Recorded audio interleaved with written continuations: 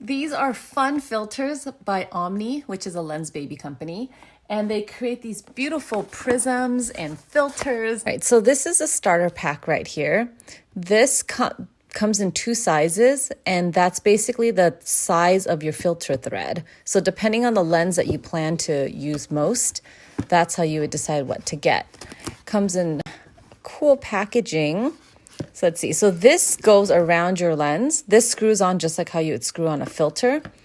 And then there's different wands and stuff, like check out this one. So you would attach it like that, and then you can just swivel it on and off your camera lens. So you would put this on a camera lens and then like swivel it on and off. Put this in front of your lens.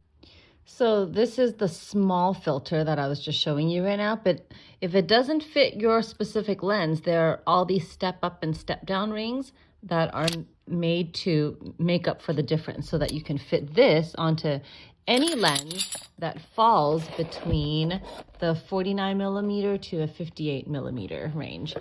And then if you have a larger lens, then you would get the next size up, which is,